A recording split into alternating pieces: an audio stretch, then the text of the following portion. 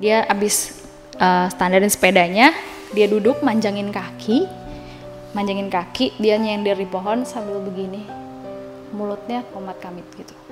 Terus kakek masih gendong aku, dia keluar nyamperin tukang kasur kapuk itu. Mama ngikutin dari belakang karena mama pengen tahu. Disamperin dengan santainya sambil ngunyah sesuatu, aku nggak tahu apa yang dia punya. Sambil dia sembur apa yang ada di mulutnya itu. Kena semburan, si Pak Asik yang tadi nyender jatuh ke tanah, gelepar-gelepar kayak orang epilepsi. Hal itu berlangsung selama 30 menit. Halo buat teman-teman yang udah subscribe ataupun yang belum subscribe Lentera Malam. Biar teman-teman selalu dapat notifikasi setiap kali Lentera Malam update video baru, teman-teman bisa nyalain loncengnya seperti video di tengah ini nih. Pilih all atau semua. Jadi jangan lupa nyalain loncengnya. Assalamualaikum warahmatullahi wabarakatuh. Selamat malam teman-teman, balik lagi di Lentera Malam bareng gue Adit. Sekarang kita lagi ada di segmen Saksi Misteri nih. Seperti biasa kalau di segmen Saksi Misteri, gue selalu datengin narasumber yang akan menceritakan tentang pengalaman mistisnya. Kita udah kedatangan tamu nih, spesial dari Bekasi. Namanya Mbak Tutu. Kita kenal dulu sama narasumbernya. Mbak Tutu. Hai, assalamualaikum. Apa kabar nih? Alhamdulillah baik. Tadi sempat stres ya jalan. Iya macet banget ya Allah. Sorry ya jadi telat sejam. Aku minta maaf banget. Nggak apa-apa, santai aja. Kita selalu nunggu narasumber sampai tempat dengan selamat. Lebih baik selamat daripada buru-buru tapi. Iya benar banget. Banyak kendala lagi ya kan gitu. Iya betul. Ya udah, sebelum Mbak Tutu mau cerita, boleh tahu nggak kisi-kisi sedikit tentang cerita yang mau dibawain sama Mbak Tutu ini? Kisi-kisi sedikit aja. Kisi-kisinya startnya dari aku lahir dulu. Pengalaman aku, orang tuaku sama kakek. Oh, itu dari lu kecil sampai sekarang banyak hal mistis yang lu alamin ya.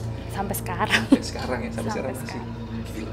Jadi kalian tonton video sampai habis ya, jangan di skip. Tonton video sampai habis sampai gue ngobrol-ngobrol lagi sama Mbak Tutu untuk ngulas ceritanya. Dan sebelum masuk ke ceritanya, Mbak Tutu punya Instagram kan nih? Siapa tahu teman-teman mau follow ya kan? Ada di @misstutu, tulisannya MISSTUTUK. Monggo kalau mau follow, mau nanya di DM boleh, aku nggak private juga gitu. Atau ngobrol, DM aja silakan. Iya, dan Mbak Tutu ini juga punya YouTube channel ya Mbak Tutu ya? Namanya apa tuh? Namanya Istri Tukang Jajan, tapi ada cerita horor Kak. Isinya apa tuh? Isinya tuh jajanan para istri, karena kita para istri kan pasti jajan. Oh, dan ada horornya juga? Ada horornya. Lu sempat cerita, itu cerita horor atau lu explore atau gimana sih? Cerita horor aku ada yang gak aku ceritain di sini, terus ada cerita nyokap juga gitu. Iya. Sebenarnya awalnya tuh ditantang sama temen, berani gak lo bikin cerita horor? Ya udah aku jawab nih challenge-nya. Kalau ditantang tuh kayak panas gitu loh, kayak gue pasti bisa nih. Gitu. Ya udah, nanti kalau abis nonton video ini kalian mampir-mampir aja ke YouTube channel atau Instagram Mbak Tutu, follow atau subscribe channelnya, karena di channelnya pun ada segmen horornya lah ya. Ada. Jadi kalau buat pasukan Lentera Malam udah pasti suka horor, mampir-mampir dan komen-komen aja di videonya Mbak Tutu, biar Mbak Tutu semangat lagi ya kan bikin konten. Iya, sebenarnya sih banyak sih yang minta, cuman kayak mau bikin tuh kayak nih kira-kira orang tertarik gak ya gitu, tapi kayak banyak yang support, ya udah aku coba ntar bikin lagi. Ya, semoga ke depan YouTube-nya lancar lah ya. Amin. Nanti Supaya bisa ngejar Lentera Malam ya. Amin. Gitu. Yaudah, karena udah kelamaan openingnya, kita langsung masuk aja ke ceritanya. Sebelum kalian dengar ceritanya, kalian tonton dulu intronya.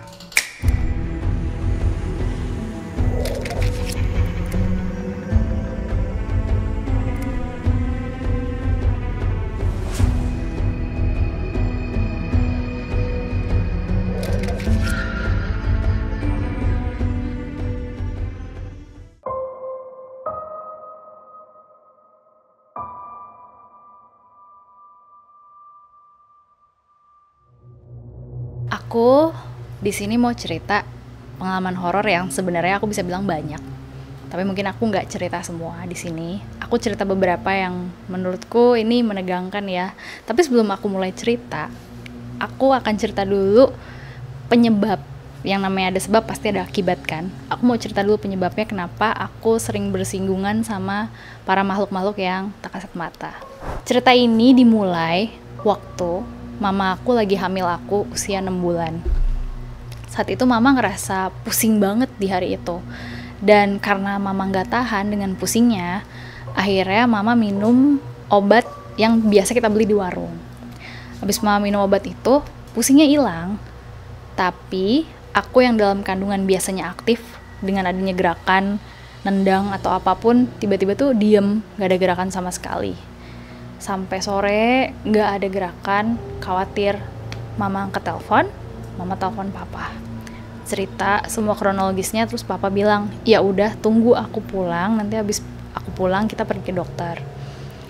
Sore papa pulang, siap-siap berangkat ke dokter. Dokter periksa nih USG dan segala macam.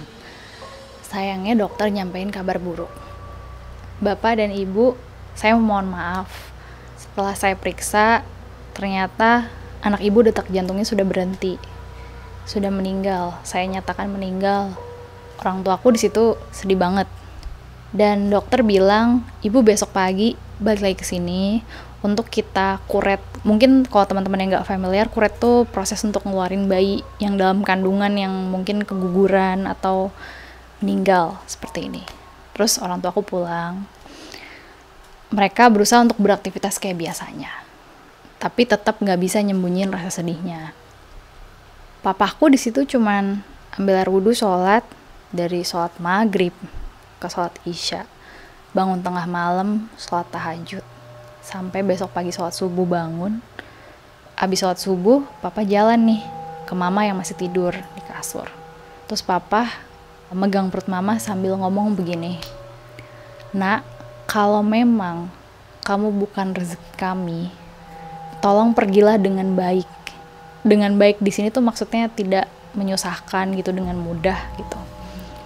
Tapi kalau kamu memang masih rezeki kami berdua, tolong kamu gerak ya nak. Dikata gerak ya nak, udah nggak sanggup nahan sedih, nangis. Papa air mata jatuh di perut mama. Tiba-tiba ger, perut mama kayak bergetar. Mama sampai kebangun yang tidur. Astagfirullahaladzim, mama bilang gitu. Terus mama bilang, "Pah, gerak lagi, Pah." Tiba-tiba papa yang masih megang nih, tadi nangis, ngerasa ada gerakan aku nendang-nendang di tangannya. Pindah lagi, ada gerakan aku nendang-nendang lagi. Pindah lagi, ada gerakan aku nendang-nendang lagi. Terus papa bilang, "Ya udah mah, ayo kita siap-siap ke dokter." Pergi ke dokter, sampai di dokter, cerita kejadian itu semua. Terus dokter periksa USG dan lain-lain. Kemudian dokter nanya, "Bapak sama ibu udah ngelakuin apa?" Papa jawab, "Emang kenapa dok? Kemarin pas saya cek, anak bapak udah meninggal detak jantungnya, udah berhenti. Sekarang anak bapak hidup lagi."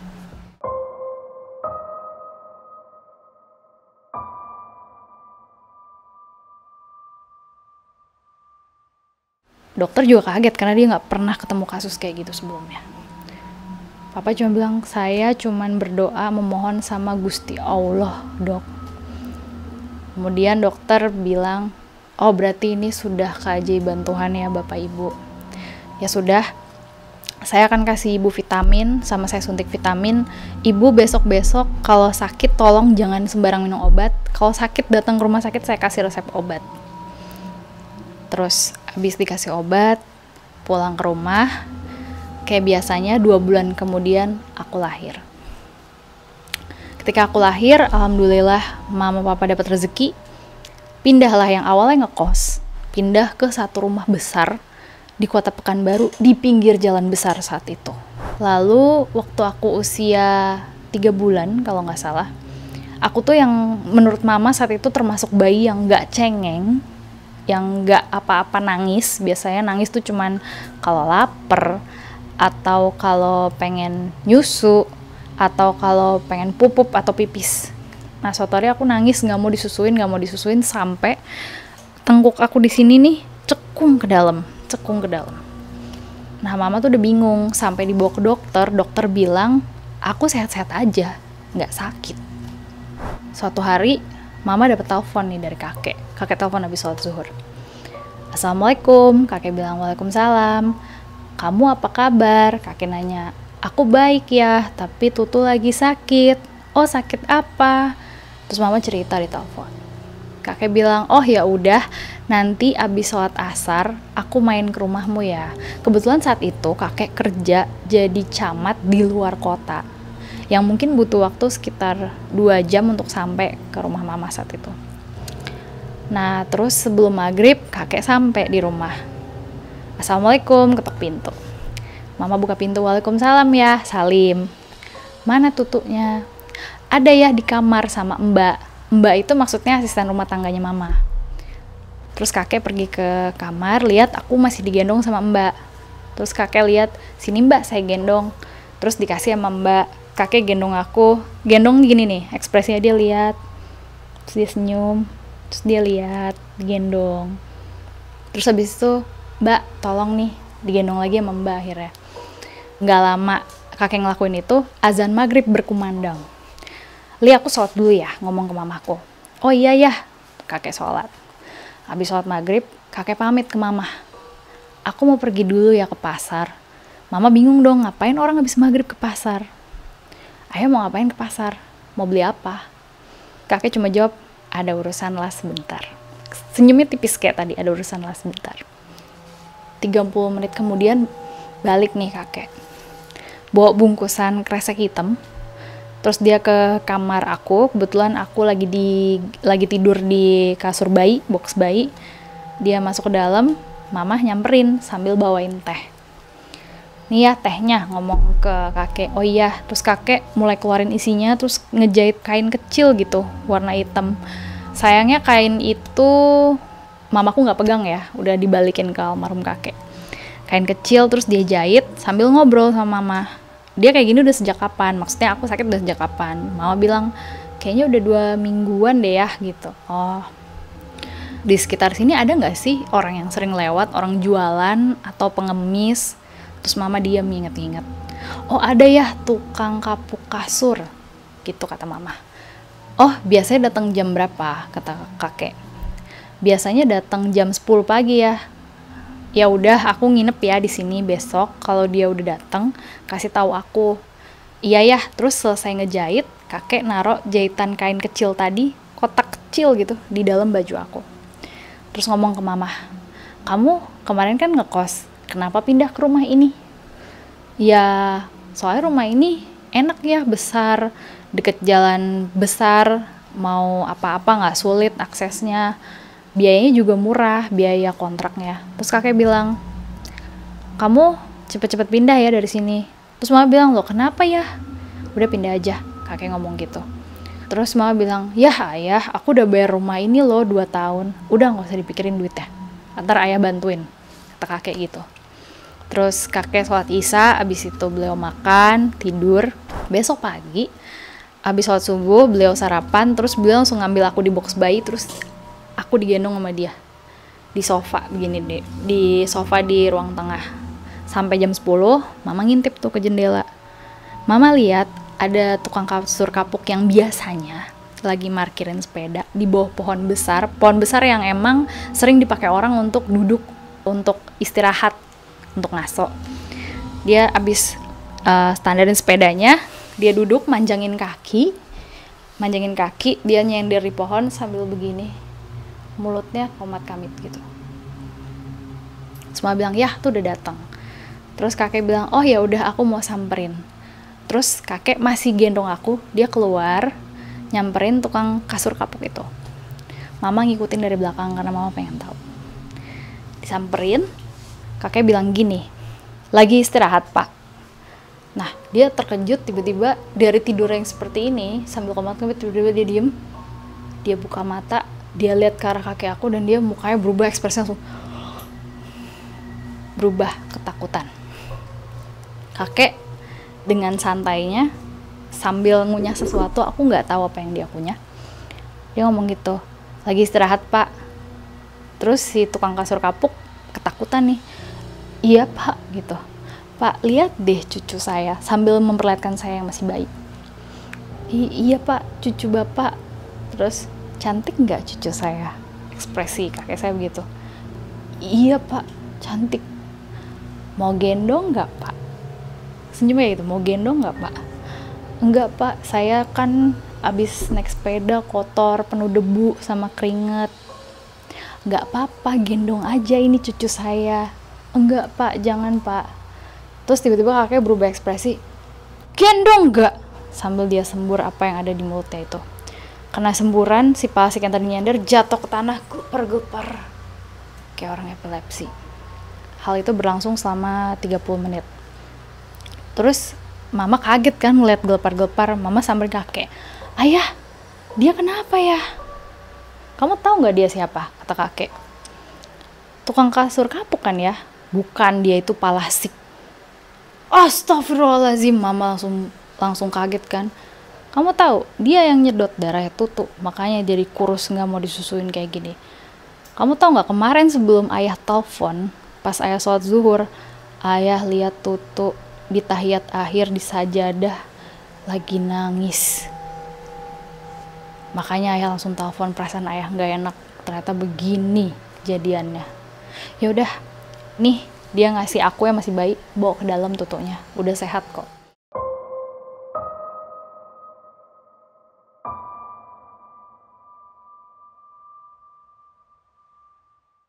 Akhirnya aku dibawa ke dalam sama mama masuk ke dalam rumah.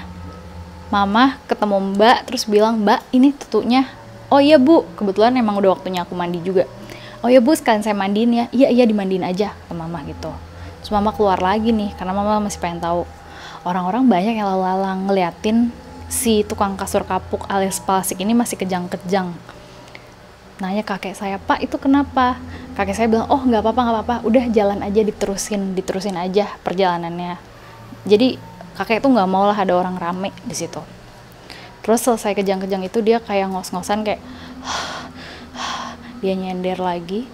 Terus kakek ngomong ke dia sambil posisi berlutut gitu, "Sekarang kamu pulang ke rumahmu di sana. Jangan sekali-kali lagi muncul di sekitar sini untuk ganggu cucu saya atau ganggu bayi-bayi lain yang ada di sini. Kalau kamu masih ganggu, kamu terima ya akibatnya." Terus dia langsung, "Iya Pak, maaf Pak." Terus dia setelah minta maaf, dia langsung buru-buru ambil sepedanya, dia buru-buru pergi. Terus mama bilang, "Itu tadi Palasik ya?" Naik ke mama. "Iya, dia ngisap darahnya Tutu. Pasti kecium baunya Tutu," kata dia gitu. Sebenarnya ayah tuh kasihan karena mereka ini menurut cerita orang zaman dulu, Palasik ini ada 2 versi ya yang aku tahu. Dia bikin salah dan dikutuk. Dia harus menghisap darah bayi, tapi ngisapnya bukan digigit kayak gitu, enggak sih, kasat mata gitu ngisapnya. Terus ada versi lain juga, ada yang bilang kalau dia sebenarnya bersekutu dengan iblis, tapi berlanjut gitu sampai anak cucunya. Terus kakek bilang sebenarnya ayah di sisi lain kasihan karena para Palasik ini mereka kalau nggak bisa minum darah bayi akan lemes, mungkin bisa hampir mati. Dan kalau mereka nggak dapat mangsa dari orang lain, mereka terpaksa untuk menghisap darah anak mereka sendiri karena mereka juga berkembang biak kayak kita manusia biasa.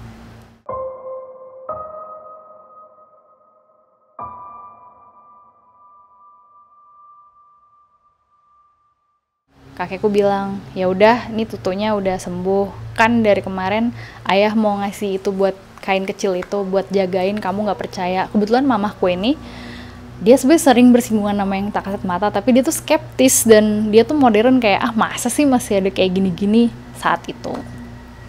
Oke, mungkin dengan kejadian tadi yang aku pernah mati suri dalam kandungan, terus aku hidup lagi, dan aku pernah hampir mati lagi untuk kedua kali.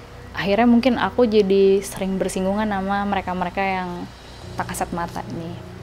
Dan gak tahu kenapa, aku tuh sering banget kalau pindah ke satu tempat tuh ternyata rumah itu ya ada makhluknya lah gitu.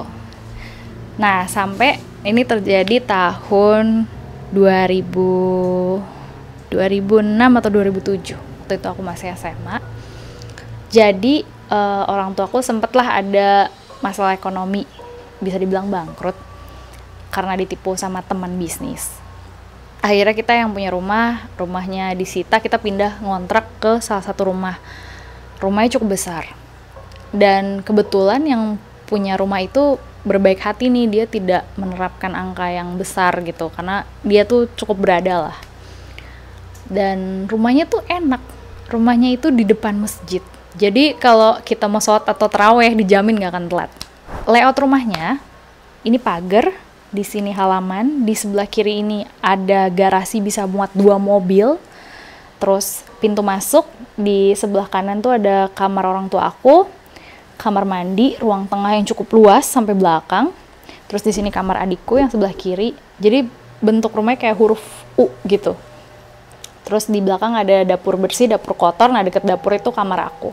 Dan pintu mau ke garasi. Jadi kejadiannya tuh pernah teman mama ada yang main ke rumah. Biasa kalau teman ibu-ibu pada hobi nyanyi kan, karaoke lah. Tiba-tiba di tengah karaoke mati lampu, cetrek gitu. Dan pas cetrek itu temannya mama tuh denger ada suara perempuan lagi terisak.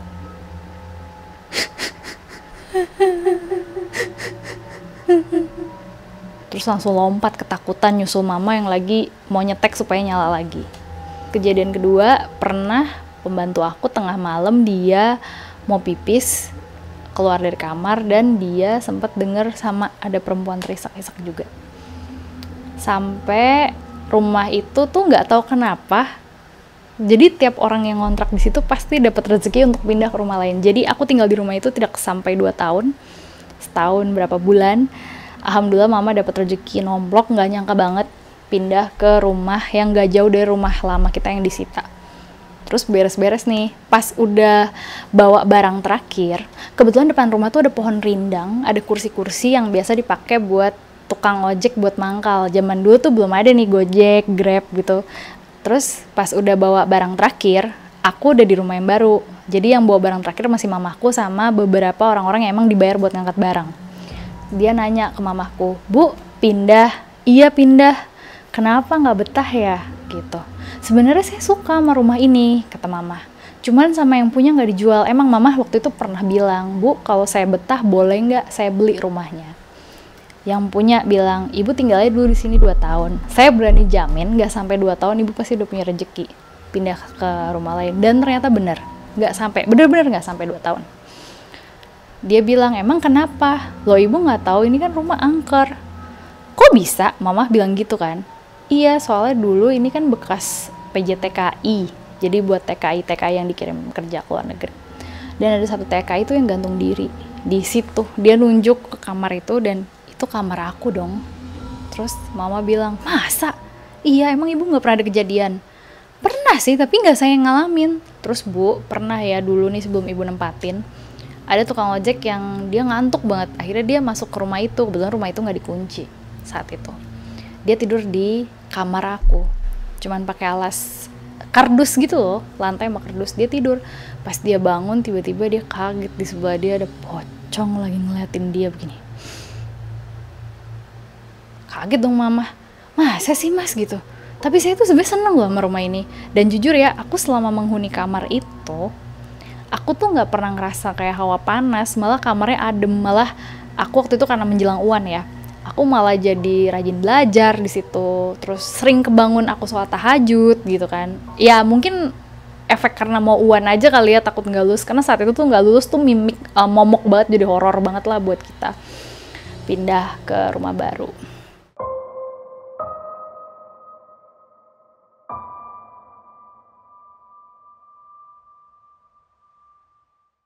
Jadi mama tuh akhirnya pas nyampe di rumah, selesai beres-beres, mama cerita sama kita. Dan mama nanya, "Kamu gak pernah ada kejadian apa-apa tuh?" "Enggak mas, sumpah. Demi Allah, aku kebangun tengah malam pun gak pernah ada kejadian gimana-gimana gitu." Dan emang kebangun tuh bukan kebangun karena dibangunin gitu, nggak, tiba-tiba kebangun sendiri aja gitu loh. Dan aku malah ngerasa kamar itu nyaman. Sampai aku tuh sering banget cuman kayak saat itu ya orang-orang seusia itu yang lebih senang sama temennya main ke mall. Aku malah lebih suka di kamar baca buku atau baca novel atau sekedar cuma dengerin lagu karena emang udah PW aja, males mau keluar. Terus tahun 2018 kita pindah ke salah satu rumah di Bekasi, masih sama. Jadi kebetulan si mama sama papa tuh ngerasa sudah keteteran karena rumah yang kita pindah dari kontrakan tadi tuh cukup besar. Dan kebetulan karena aku sibuk kerja, adikku kuliah, terus suamiku juga kerja, jadi kalau siang tuh rumah itu kosong, cuma berdua sama papa doang. Kadang papa juga kalau pagi kan tenis bisa pulangnya siang gitu, jadi mama sendirian. Akhirnya mereka putusin jual karena ngerasa udah terlalu besar, udah capek ngurusinnya. Pindah ke satu rumah. Jadi pindah sebenarnya sih jatuhnya pindah ke lingkungan baru ya. lingkungannya nggak sama yang kemarin. Pas pindah itu tetangga pertama nanya, "Ibu pindah ke rumah ini?" "Iya, ini lagi renov." "Kenapa, Bu?" "Oh, nggak apa-apa kok, alhamdulillah, cuma job begitu." Udah nih, terus aku officially pindah. Ingat nih, pokoknya bulan Agustus 2018 masih. Pindah ke situ, awalnya nggak ada kejadian apa-apa nih, sekitar udah seminggu. Adalah satu kejadian dimana kebetulan mamaku ini kan orangnya bersih, resik banget ya. Jadi dia pagi-pagi tuh suka nyapu. Setiap nyapu tuh suka bingung kok ada bulu keriting gitu. Sedangkan satu rumah itu kayak mamaku tuh bulunya hampir bisa dibilang nggak ada, sedikit gitu. Terus papa aku bulunya sedikit dan nggak keriting. Adikku juga nggak banyak bulunya. Aku apalagi nih, mungkin hampir bisa dibilang nggak ada. Suamiku sih lumayan ya, banyak bulunya, tapi nggak sekeriting itu. Udah tuh keriting banget, dan mama tuh tiap nyapu sering banget nemu. Mungkin ada kali bisa 1 gumpal segini. Sama mama dikumpulin aja, udah diemin. Aku juga pas tinggal di rumah itu sempet lah si suami aku nih sering emosi gitu loh. Biasanya dia orangnya kan sabar banget ya. Dia tuh sering emosi cuman perkara-perkara sepele banget yang biasanya dia nggak pernah marah untuk hal kayak gitu. Sampailah suatu waktu aku manggil tukang urut. Nah, ternyata tukang urut ini orang bisa lah ya. Dan dia cerita ternyata suamiku tuh ketempelan Mbak Kuntilanak. Pantes dia sering marah-marah sama aku. Dan pernah kejadian nih. Jadi aku ingat, November 2018 aku tuh pergi sama teman aku ke Bali 3 hari. Suamiku tinggal tuh di rumah, dan dia tuh pernah tidur nggak pakai selimut. Bangun-bangun ada selimut, udah diselimutin gitu. Dan katanya kayak ada rasa dipeluk. Dan dia waktu itu nggak notice aku di Bali, aku nggak di rumah.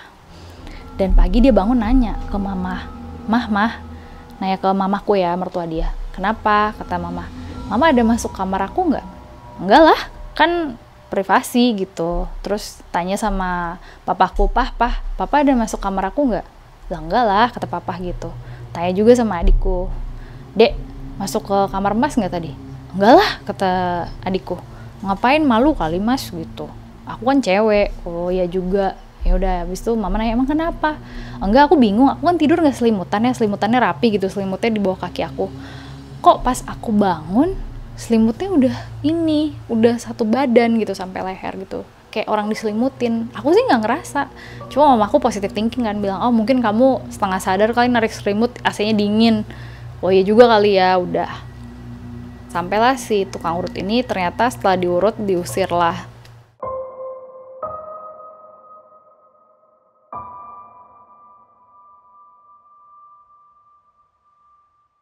Gak lama abis itu kita syukuran rumah. Nah, pas syukuran itu barulah tetangga cerita yang sebenarnya kita selama ini nggak tahu dan disembunyiin sama penjual rumah. Sebenarnya kita seneng loh Bu, ibu sekeluarga nempatin rumah ini. "Kenapa?" Mama nanya sama tetangga-tetangga sambil kenalan. Soalnya rumah ini tuh dulu 25 tahun kosong. Dan sebelum kosong yang nempatin itu dukun terkenal. Oh, mama kaget. "Ibu tahu nggak, pernah loh ada kejadian. Jadi biasa rumah kosong tuh kan dicek dong sama petugas PLN listrik, dicek meterannya. Pernah satu hari dia ngecek siang-siang nih habis zuhur. Kita saksinya deh, kita semua saksi. Jadi dia ngecek, biasa tuh masuk. Karena waktu rumah itu dibeli kan sebenarnya kondisinya 60% lah gitu, bukan rumah utuh gitu. Jadi sama mama direnov sampai rapi. Jadi dia masuk, dia ngecek meteran. Udah, terus dia pas balik badan mau pergi, ada suara perempuan kayak gini. "Gimana Mas? Udah cek meteran aku?" Dan dia langsung teriak ketakutan, semua tetangga keluar, dia cerita. Terus di rumah itu ternyata dulu ada pohon gede banget, dan ternyata mama tuh udah nebang lah pohon itu sebelum aku, adikku dan suamiku masuk ke rumah. Sempet juga ada kejadian, jadi tetangga kita, jadi rumahku nih depannya, sebelah rumah nih tanah kosong, depannya ada tetangga, di kirinya samping depan si tanah kosong ini ada tetangga. Tetangganya ini yang tinggal 4 orang, ibu bapak, yang bapaknya udah aki-aki, udah tua banget, mungkin ada umurnya 60 lebih ya. terus sama anak perempuannya dan anak laki-laki. Nah, anak perempuannya ini kan kerja, dia ngekos, karena kerja di luar kota sambil ngekos. Nah, si anak laki-lakinya ini kebetulan dia sekolahnya, kampusnya asrama. Jadi tinggalnya cuma mereka berdua di rumah nih, suami istri ini. Karena suaminya udah, ya kita bisa bilang udah renta banget, jadi si istrinya itu jualan lah untuk menyambung hidup. Dia jualan, kayak buka warung gitu, jualan ayam bakar. Nah, suatu hari si istrinya ini karena dapat orderan banyak, dia ngelembur di warung, belum pulang. Dan kebetulan keluarga ini melihara kucing banyak. Ada salah satu kucingnya namanya Gendut. Pas si suaminya ini lagi nonton TV, dia kebetulan rumahnya tuh di belakangnya tuh ada pintu menuju taman yang ada pintu nyamuknya, tahu kan pintu nyamuk, pintu yang ada kawat-kawatnya itu. Kalau pintu nyamuknya dibuka tuh bunyi ngek ngek ngek ngek kayak gitu. Nah, dia lagi enak nonton, tiba-tiba ada suara ngek ngek ngek ngek. Nah, terus dia awalnya cuek nih, sampai akhirnya dia ngerasa terganggu. Dia pikir tuh ulah kucingnya. Kebetulan emang kucingnya jahil banget si Gendut ini, suka, ya namanya kucing ya. Terus dia dut kok nggak ada ngeongan. Terus dia pelan-pelan jalan dan ternyata yang gerakin pintu kawat nyamuknya itu pocong dengan kepala digini ngek ngek ngek ngek sampai dagingnya nempel di pintunya. Dia kaget, terkencing-kencing, dia buru-buru keluar, dia kabur ke rumah orang tuaku. Terus dia cerita sama orang tuaku, udah Pak Haji di sini aja, dipanggilnya Pak Haji di sini aja sampai istrinya pulang. Terus kayak sekitar setengah jam istrinya pulang, ditemenin ke rumah, dicek lagi, pintunya nggak ada apa-apa, balik ke semula gitu, kayak ketutup. Sejak kejadian itu dia sempet kayak di luar rumah gitu, nungguin istrinya pulang dulu baru masuk, nggak berani nonton TV sendirian. Nah, pernah satu hari aku kebangun tengah malam nih, emang pengen pipis ya, biasa kan kebangun tengah malam. Terus aku keluar kamarku nih, kebetulan kalau aku keluar kamar menuju kamar mandi, aku ngelewatin ruang tamu yang mamaku pasang gorden tipis, aku bisa lihat keluar. Dan kalian tahu apa? Pas aku ngantuk, aku kamar mandi, habis dari kamar mandi, tiba-tiba nggak tahu kenapa mata tuh pengen lihat. Pas aku lihat ke pintu, kan pintu garasi pagar, depan pagar itu ada pocong lagi begini ngeliatin aku. Terus aku kayak astagfirullahaladzim. Nyambung ke cerita awal yang mama sering nyapu ada bulu itu. Kebetulan satu hari aku manggil tukang pijit nih, tukang pijitnya ternyata orang bisa lah, orang mampu. Dan tukang pijitnya cerita rumah ini tuh horor banget dulu, banyak banget penunggunya. Bukan perewangan sih, cuman banyak banget penunggunya. Dan itu bulu-bulu yang mama angkut tuh ternyata bulu genderuwo.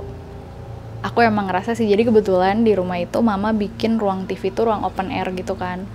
Jadi kayak ada, kita bisa ke langit gitu, open air. Dan kadang aku pernah kalau nonton tengah malam, aku ngerasa emang ada yang ngintip sih dari si open air ini. Dan sempet lah suamiku sampai diurut 3 kali karena ketempelan Mbak Kuntilanak yang ngetawain tukang meteran listrik. Sampai, jadi ternyata suamiku tuh teman kantornya yang lama tuh ternyata nggak jauh dari rumah kita. Dan suamiku satu hari diajak ngopi, ngopi yuk gitu. Lu tinggal di mana sih? Di rumah yang ini nih, bareng mertua. Waktu itu masih bareng mertua. Oh, rumah hantu itu. Jadi ternyata rumah itu udah terkenal rumah hantu. Sampai satpam nggak ada yang berani lewat situ. Tukang jualan kayak nasi goreng, yang jual malam-malam, nggak ada yang berani lewat situ. Sampai 25 tahun kemudian keluarga aku beli dan tinggal di rumah itu. Dan tetangga pada lega banget ketika kita tinggal, karena ya akhirnya rumahnya nggak horor lagi. Tapi pernah sekali waktu tetangga depan rumah nih sebelahnya itu ada ibu bapak punya anak 2. Nah, anaknya yang satu udah menikah. Waktu itu anaknya yang laki yang udah punya istri ini kebetulan pergi sama temennya, istrinya ditinggal di rumah mertuanya. Ya namanya cowok-cowok nongkrong ya, mungkin saking banyak yang diobrolin jadi waktunya panjang sampai dia pulang lah jam 3:30 pagi. Dia pulang, buka pagar kan, mau masukin motor. Dan dia lihat ke arah pintu rumah aku. Dan di depan pintu rumah aku tuh kan sampingnya ada kursi ya, kursi kalau kita mau pakai sepatu gitu loh. Dia lihat di depan rumah aku tuh, di pintu itu, di kursi ada cowok lagi duduk begini. Pandangannya kosong.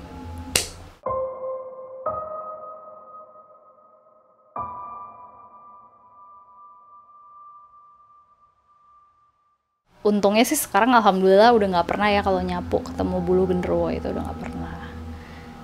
Cuman emang kadang tuh suka apa ya, akhirnya karena kejadian-kejadian kayak suami ikut tempelan, terus ternyata pernah ada orang listrik diketawain, akhirnya sama mama tuh suka tiap malam tuh mama tongkrongin gitu sambil nonton YouTube-nya channel ini kebetulan, Lentera Merah. Tapi alhamdulillah sih waktu mama nongkrong nggak pernah kejadian, tapi pernah sih sekali kata mama merasa kayak diintip sama mama ambil senter, mama lihat ke atas gitu, takutnya maling kan. Ya alhamdulillahnya enggak sih. Tapi alhamdulillah sampai sekarang rumah itu nggak ada apa-apa ya, alhamdulillah sih sampai sekarang. Setelah ditinggalin orang tuaku, setelah syukuran rumah, yang baru tahu kita ternyata itu rumah angker, 25 tahun kosong, jelas. Sebenarnya mungkin kita sering bersinggungan sama mereka ini karena kebetulan kakek aku yang nyembuhin aku dari palasik itu emang dia dikasih kelebihan dari Allah untuk bisa menyembuhkan penyakit-penyakit non medis. Sampai dulu pas mama masih remaja itu sering banget ada orang datang ke rumah buat minta disembuhin gitu.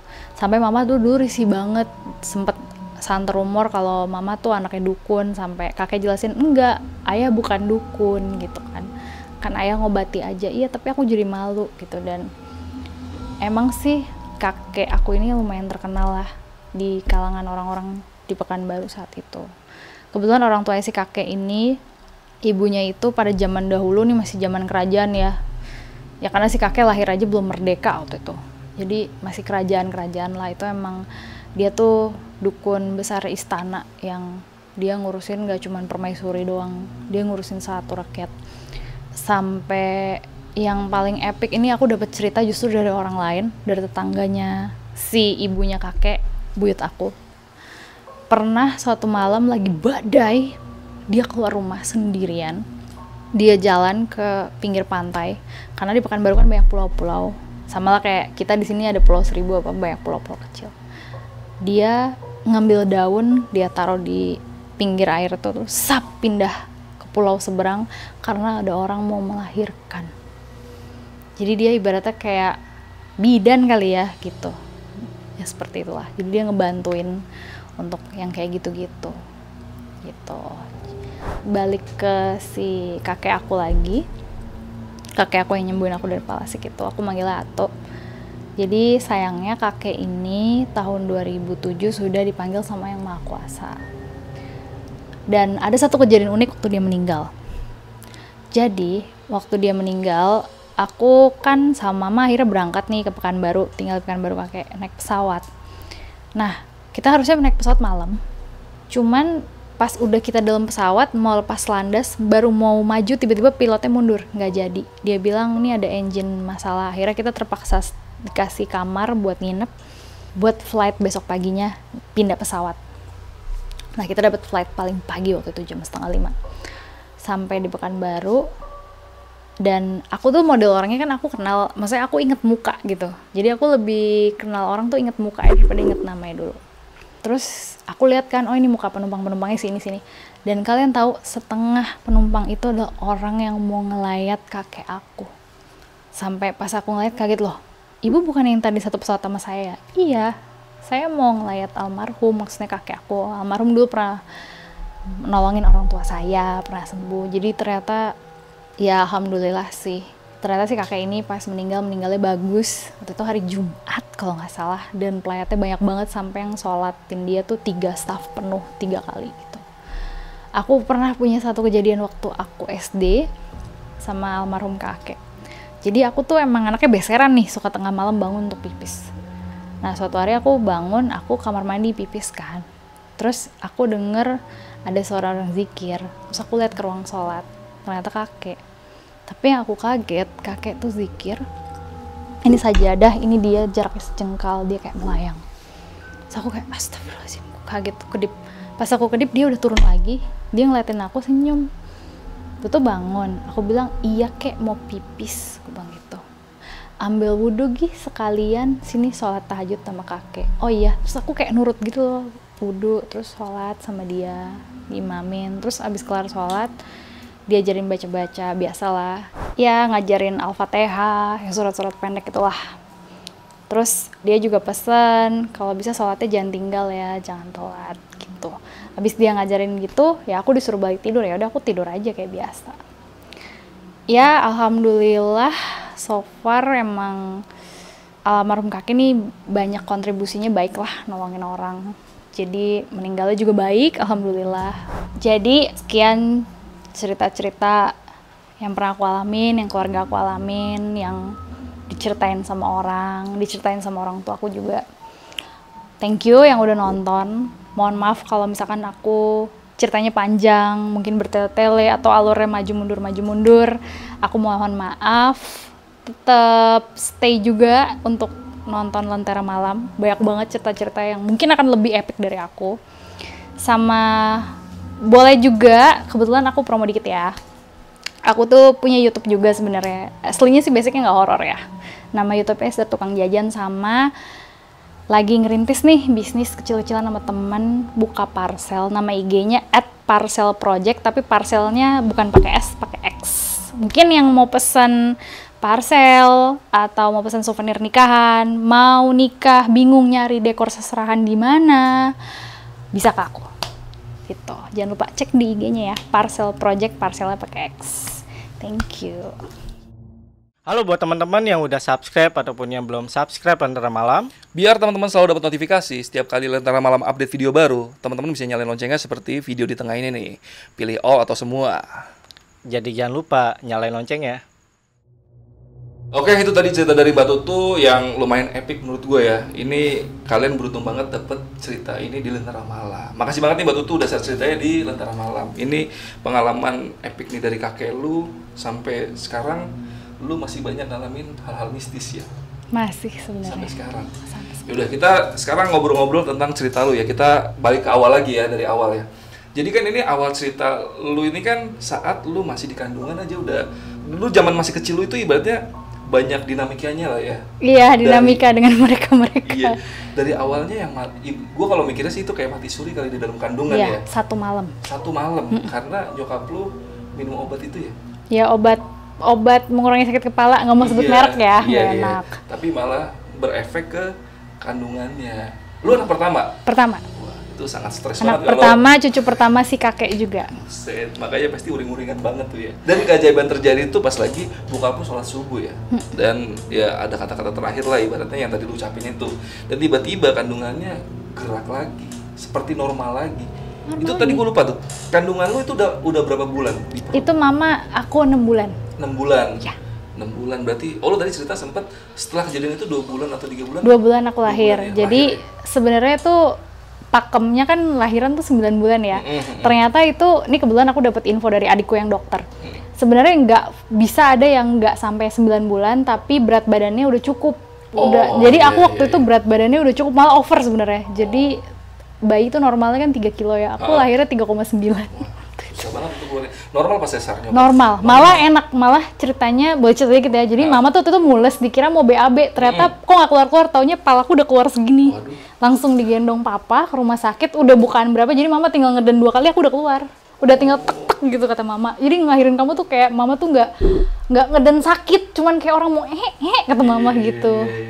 Dan sampai rumah sakit cuman berapa kali dan keluar? Iya 2 atau 3 kali gitu. Iya. Tapi kan lu sempat cerita tentang kakek lu pas lagi umur lu udah 3 bulan ya setelah lahir ya? 3 bulanan kalau nggak salah.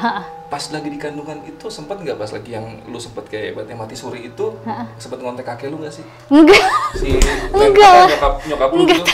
Enggak ya? Oh enggak, yang kejadian itu kakek enggak. Tapi yang abis 3 bulan yang kejadian plastik itu iya. Iya. Dan gue mau ngasih tau dulu dikit nih. Jadi buat temen-temen nanti jangan nanya aneh-aneh kenapa masih dalam kandungan bisa cerita. Ini cerita semua dari nyokap lu ya? Dari mama. Iya, kan? Cuman sayangnya mama nggak bisa ikut. Tadinya mau ajak nih buat saksi hidup. Kadang-kadang ada aja yang aneh-aneh nanya. Tahu dia cerita? Ya nggak mungkin juga orang masih bayi cerita kan. Ya pasti ini cerita dari orang lain, itu ibunya sendiri ya. Cerita tentang dari lu kandungan sampai lahir ya kan. Dan emang di tahun itu, sorry ya nambahin. Ternyata di tahun itu emang lagi rame-ramenya case kayak aku, dan sayangnya di Pekanbaru saat itu nggak, Pekanbaru sih Sumatera kalau nggak salah kata mama. Tapi emang nggak banyak yang bisa survive kayak aku. Oh, banyak yang meninggal akhirnya. Tapi aku yang masih survive alhamdulillah. Maksudnya hidup sehat. Tapi itu yang ibaratnya yang tadi kita bisa lihat dengan kasat mata, efek yang terjadi ketika dikerjain ya sama palasik itu ubun-ubunnya kayak Iya, kayak cekung ke dalam. Kalau bayi tuh kayak cekung ke dalam. Di sebelah sini nih persis. Iya. Jadi kayak legok ke dalam gitu loh. Itu hampir semua yang misalnya ini lu kata dulu aja ya. Kalau palasik emang biasanya efeknya kayak gitu kalau ke anak kecil. Iya, waktu itu si almarhum kakek cerita ke mama nyampein ke aku di zaman itu, di saat itu tahun 89 itu emang rata-rata yang nggak survive tuh legoknya bisa sampai dalam banget si ubun-ubunnya ini. Gila ya. Iya. Dan itu katanya disedot sama si palasek itu. Tapi disedotnya goib. Iya, gitu. goib lah, nggak kasat mata lah itu. Nggak kasat mata. Itu kalau yang dia kan si palasik itu ketahuan sama, bukan ketahuan ya, ibaratnya ya digepin sama kakek lu pas lagi istirahat di pohon. Iya. Itu pas dia komat-kamit begitu itu katanya sih itu dia lagi proses. Lagi proses nyedot. Prosesnya. Itu lagi nyedot lu juga pas itu. Karena posisinya kan dekat rumah lu tuh. Waktu itu kayaknya iya, tapi nggak berhasil mungkin karena udah digagalin si kakek duluan kan. Iya, dengan iya, kakek iya. bawa aku keluar gitu. Dan kakeknya ini emang ibaratnya dulunya bisa ngobatin orang-orang. Alhamdulillah bisa mengobati yang non medis ya. Iya, kan iya. non Tapi medis. bukan dukun ya. Enggak sih, enggak. Alhamdulillah enggak ya Allah. Karena banyak orang-orang pasti mikirnya kayak gitu, dukun gitu. Iya, segala macam, jadi mama kan. tuh sempet cerita di sampai orang bilang anaknya dukun nih sampai malu kan. Padahal tuh iya, kakek iya, tuh iya. dulu sebenarnya emang dia dikasih kemampuan gitu. Anugerah lah aku bilang itu ya. Mungkin turunan dari uyut lu juga kan. Iya, tapi kemampuan dia itu dia punya satu syarat. Jadi semua yang disumbuhin itu dia tidak mau nerima bayaran sepeser pun. Oh. Nggak mau. Karena dia bilang, aku dapat kemampuan ini aja dari Allah gratis. Masa aku harus membayarkan? Iya. Masa aku harus minta bayaran? Mungkin Tapi itu kan- kadang karena nggak enak yang disembuhin tuh biasanya nggak ngasih uang. Kadang suka ngasih hasil kebun, misalkan nangka Iya, gitu. iya, Kok kayak gitu ya dia ya udahlah mau nggak Nggak enak mau ya, diterima nggak enak ya. gitu. Kalau Pokoknya nggak tidak. terima nggak enak ya. Iya, karena itu nggak gratifikasi juga sih. Iya. Gitu. Mungkin itu juga apa penyebab pas lagi kakek lu meninggal banyak banget yang ngelayat padahal Alhamdulillah. posisinya itu nggak di kota Pekanbaru ya. Meninggalnya di Pekanbaru di rumah. Maksudnya yang ngelayat-ngelayat itu dari luar Enggak kota. Pekanbaru. Jadi kayak ya kayak aku cerita di setengah penumpang pesawat Iya, ternyata itu dia.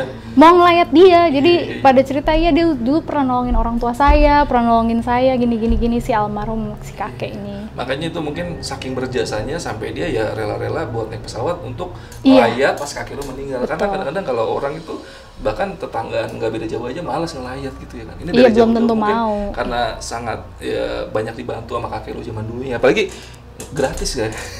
Iya, Zaman nggak dulu mau, gratis, dia nggak mau dibayar nggak ya? mau, nggak akan terima.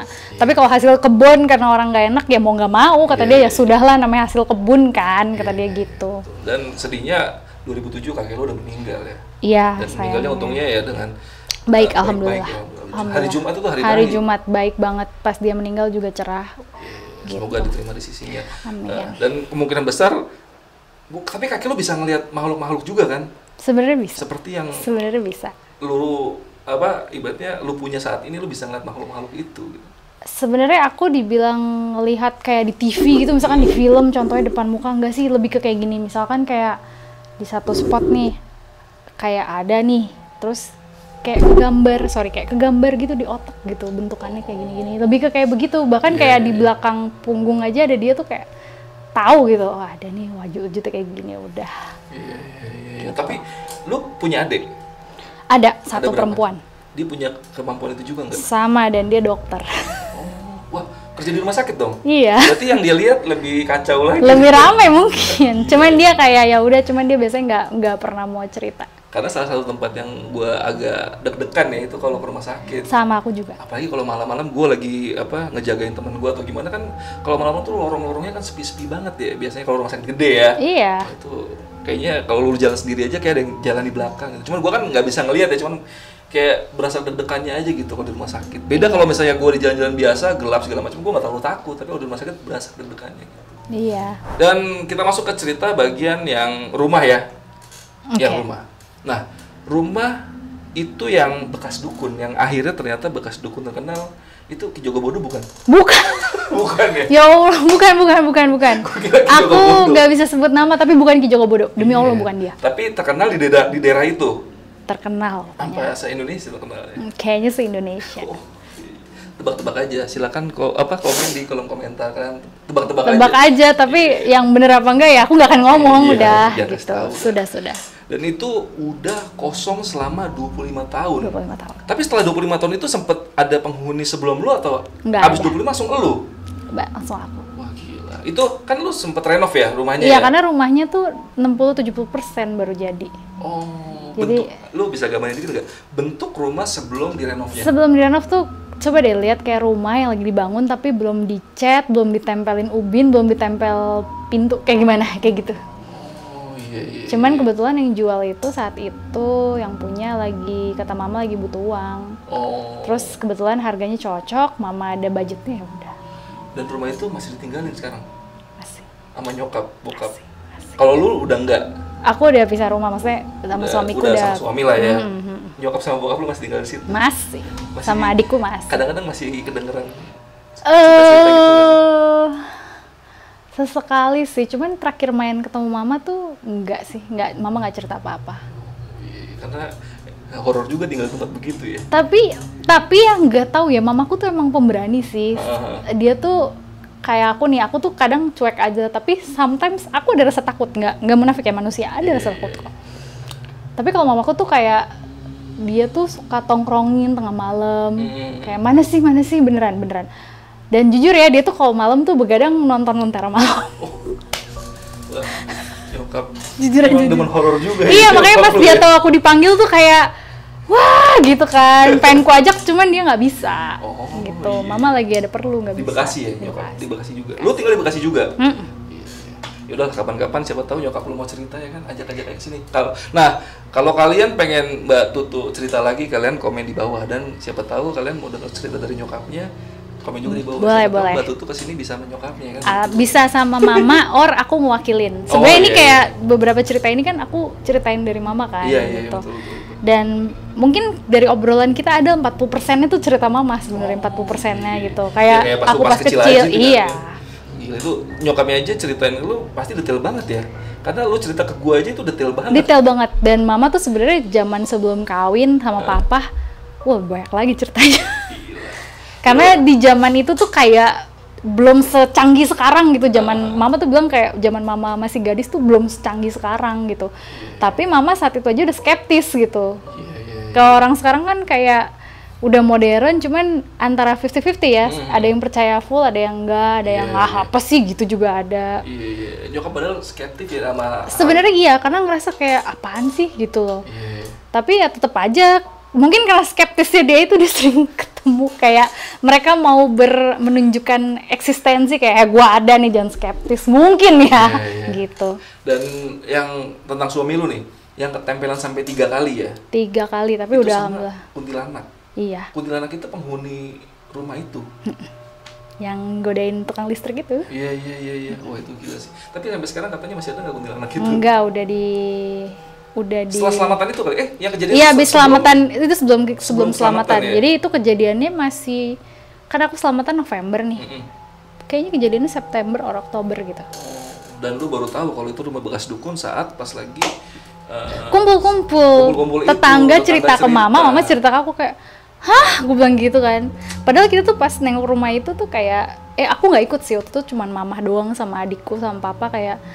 Pertama tuh lihat, oh ya udahlah rumah belum jadi, terus rumah itu sebenarnya kayak udah kayaknya sebenarnya sebelum ditempatin si dukun ini udah mau direnov, cuman mandek di tengah jalan mungkin gitu. Oke deh. Yaudah, karena videonya udah kepanjangan, tadi cerita dari Mbak Tutu juga udah lumayan panjang, takut kalian bosen, kita sudahi aja video ini. Dan kalau kalian punya pertanyaan-pertanyaan lain, mampir-mampir aja ke Instagram Mbak Tutu, boleh nggak? Boleh Nanya gitu. ke Instagramnya apa tuh? IG aku di @mistutu MISSTUTUK, atau boleh aku juga ada YouTube kan, namanya Istri Tukang Jajan. Aku tuh sebenarnya ada sih satu konten horor. Kalau emang mau tanya boleh DM IG, nggak apa-apa, nggak di private juga. Iya. Kalau aku bisa jawab, insya Allah aku jawab gitu. Yaudah pokoknya ya gitu aja, nanti mampir-mampir ke Instagramnya Mbak Tutu atau ke YouTube-nya yang lagi mau jalan lagi kali mungkin ya. Iya, Istri Tukang Jajan namanya. Istri Tukang Jajan. Karena kita Jajan. paling istri pasti jajan. Yaudahlah, paling cukup segitu video malam ini. Gua Adit dari Lentera Malam, Mbak Tutu pamit. Pamit ya. Assalamualaikum warahmatullahi Assalamualaikum wabarakatuh. warahmatullahi wabarakatuh.